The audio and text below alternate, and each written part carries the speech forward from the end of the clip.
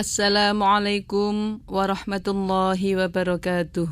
A'udzu billahi minasyaitonir rajim. Bismillahirrahmanirrahim. Wan najmi idza hawa ma dhalla sahibukum wa ma ghawa wa ma yantiqu 'anil hawa in huwa illa wahyun yuha. 'Allamahu syadidul quwa dzu mirratin fastawa wa huwa bil ufuqil a'la thumma dana fadadalla fakana qaba qausaini aw adna فأوحى إلى عبده ما أوحى ما كذب الفؤاد ما رأى أفتمارونه على ما يرى ولقد رآه نزلة أخرى عند سدرة المنتهى عندها جنة المأوى عندها جنة المأوى صدق الله العظيم. Assalamualaikum warahmatullahi wabarakatuh.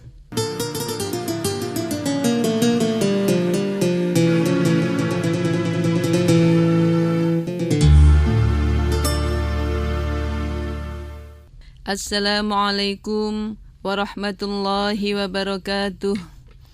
Bismillahirrahmanirrahim. Alhamdulillahi rabbil alamin. Wassalatu wassalamu ala sayyidina Muhammad wa ala alihi wa sahbihi ajma'in. Amma ba'd.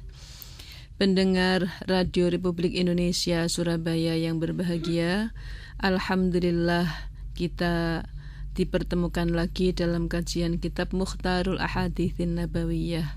Mudah-mudahan Allah memberi kita ilmu manfaat. Sampailah kita pada hadis ke-634, orang-orang yang berbahaya.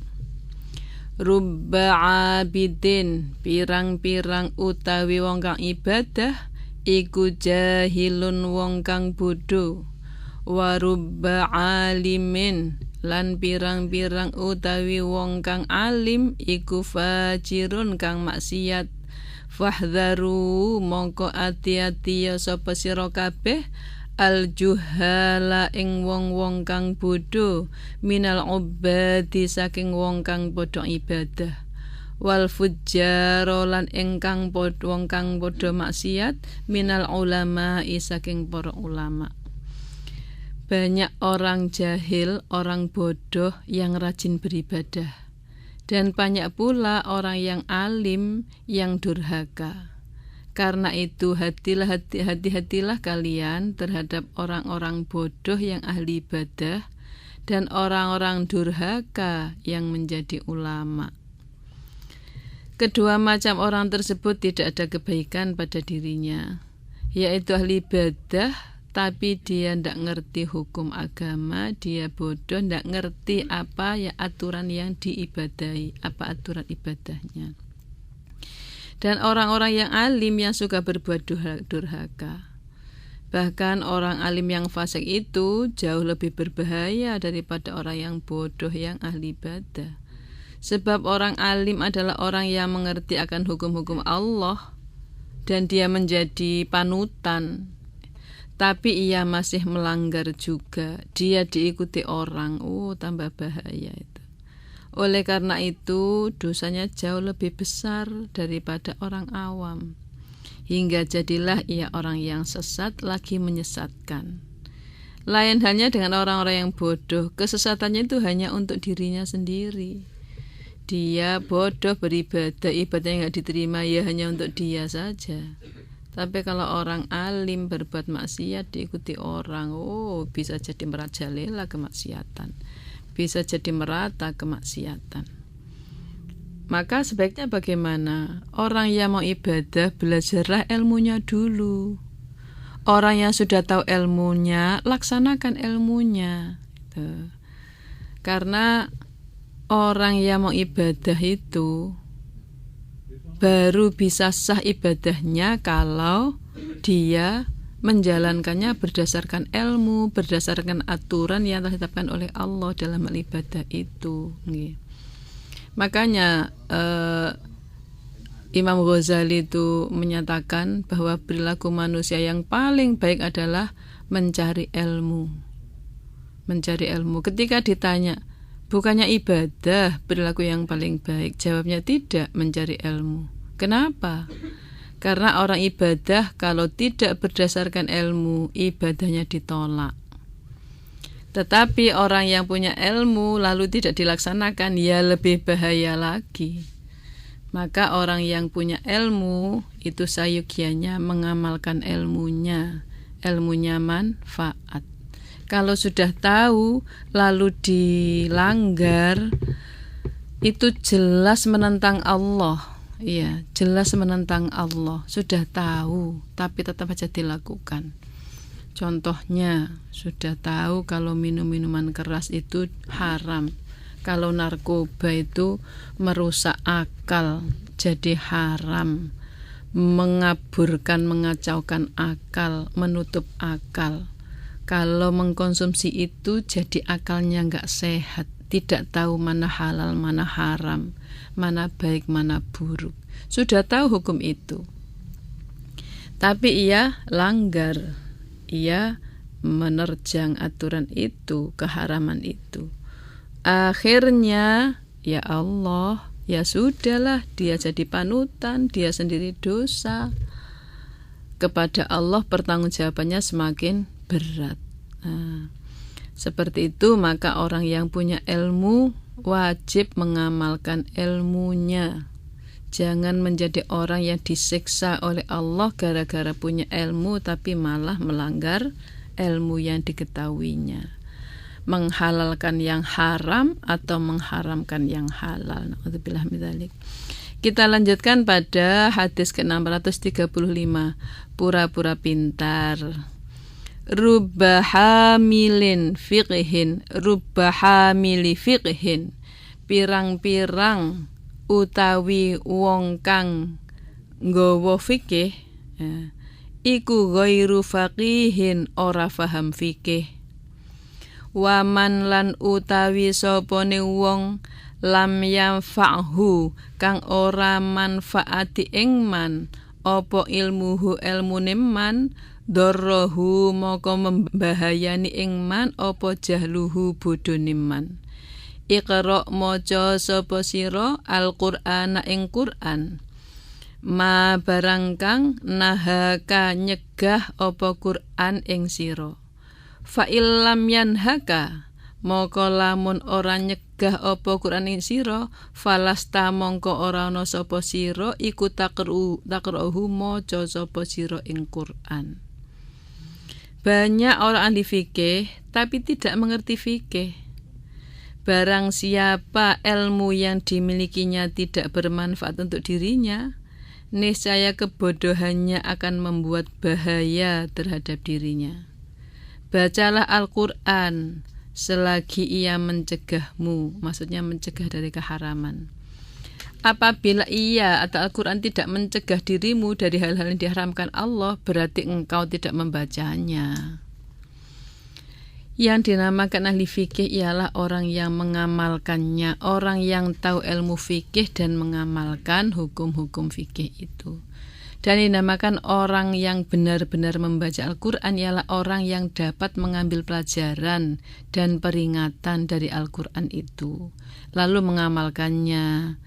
Jika ia tidak dapat mengambil pelajaran dan tidak juga mengamalkannya, maka ia bukan dinamakan orang yang membaca Al-Quran.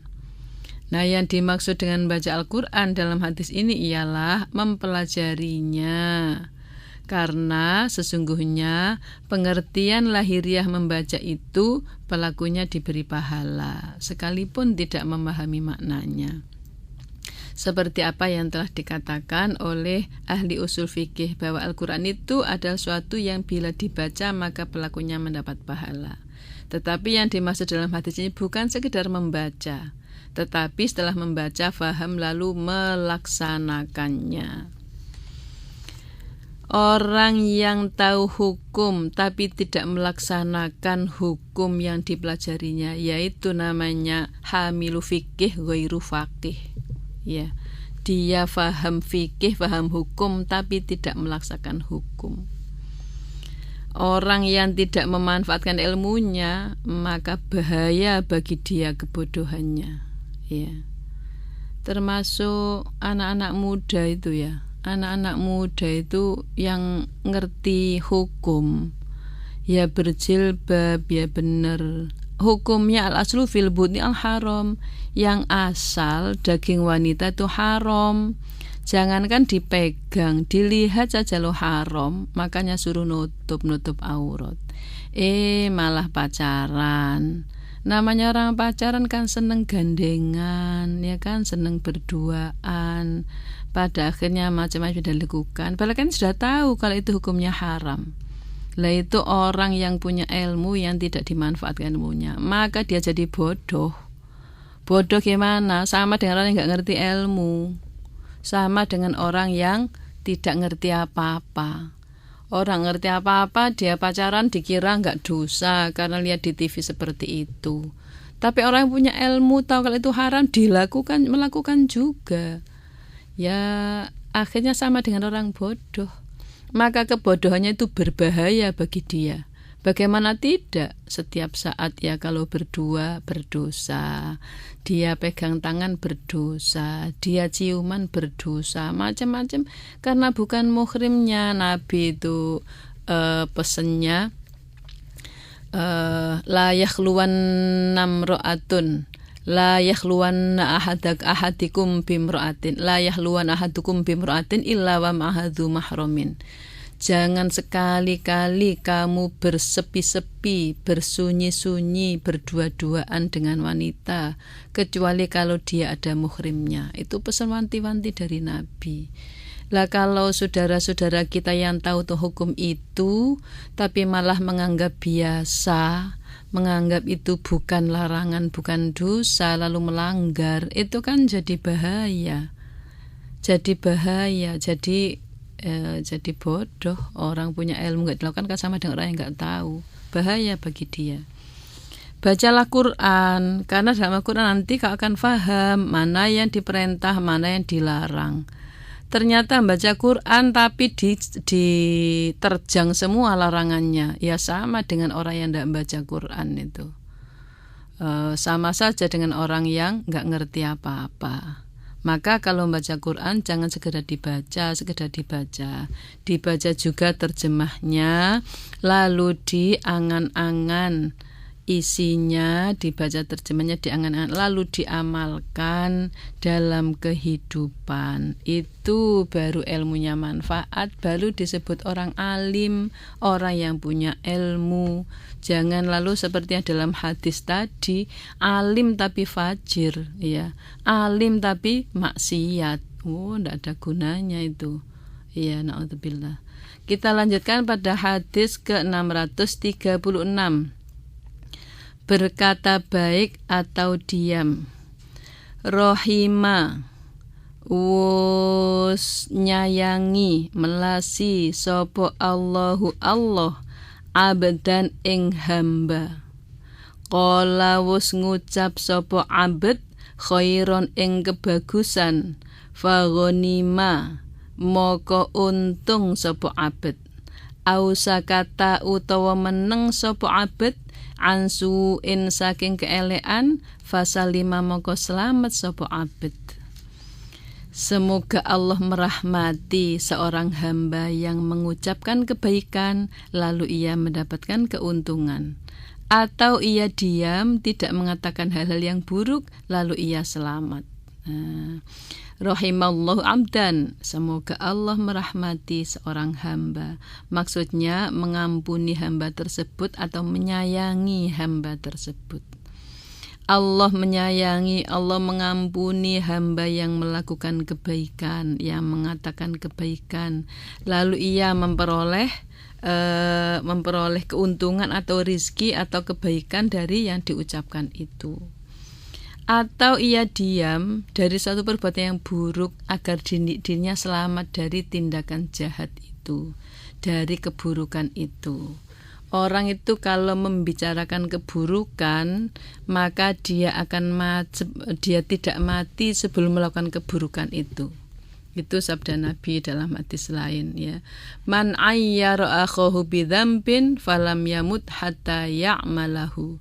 Barang siapa yang mencerca atau membicarakan cacat orang lain, cela orang lain, maka dia tidak mati sebelum melakukan kejelekan itu.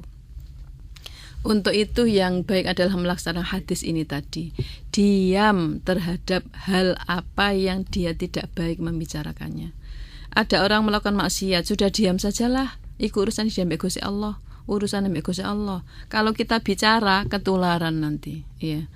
Ada orang apa gitu, iku nek dolen sampai bengi jam 3 lagi mulih, paling digawat lanang misalnya. Nanti dia akan ketularan sebelum mati. Maka jangan membicarakan aib orang lain. Aib kita itu loh masih banyak yang kita nggak tahu, yang harus diperbaiki. Jangan merasa kita lebih baik. Berbicaralah yang baik saja. Kalau ia berbicara baik, maka ia pasti dapat keuntungan dari kebaikan itu. Apakah ia lalu karena baik bicaranya kemudian dihormati orang, atau lalu dijadikan orang sebagai pemimpin, atau dijadikan orang sebagai pegawainya misalnya, atau kebaikan-kebaikan yang lain. Kalau orang bicara yang baik-baik saja, tentu dia akan mendapatkan imbalan dari kebaikan itu. Ya baik-baik saja. Tapi kalau dia bicaranya yang buruk-buruk, ya sudah, dia akan mendapatkan balasan keburukan. Makanya bicara yang baik saja. Dalam hadis lain, man kana yu'minu billahi wal yawmil akhir falyaqul khairan aw liyasmut. Nabi bersabda, barang siapa beriman kepada Allah dan hari akhir, maka berkatalah baik atau diam. Disebutkan asumtu hikmatun, diam itu bijaksana. Ini ditambahkan dalam hadis berikutnya oleh Rasulullah dalam hadis ke-637, memelihara lisan dan mengenal situasi zaman. Rohima semuga-muga melasi sapa Allah man ing wong kang hafidhawus jaga sapa man lisanahu ing lisane man. Wa arafa lan ngerti sapa man zamanahu ing zamane man, wastaqomat lan istiqomah sapa man tariqatu, wastaqomat lan istiqomah apa tariqatuhu, dalan sing diambah cara uripe man, cara ibadah man. Semoga Allah merahmati orang yang memelihara lisannya dan ia mengetahui zamannya serta menempuh jalan yang lurus. Orang yang mendapat rahmat dari Allah ialah orang yang memelihara lisan, mengenal keadaan zamannya, sedangkan ia tetap istiqomah dalam melaksanakan ajaran yang lurus, ajaran yang benar, tidak terpengaruh oleh keadaan dan tidak terpengaruh oleh perkembangan zaman. Tidak terpengaruh tapi dia mempengaruhi. Itulah orang yang kuat, orang yang baik dalam kehidupannya. Mudah-mudahan Allah memberi kita ilmu manfaat. Kita akhiri dengan hamdalah. Alhamdulillahirabbil alamin. Assalamualaikum warahmatullahi wabarakatuh.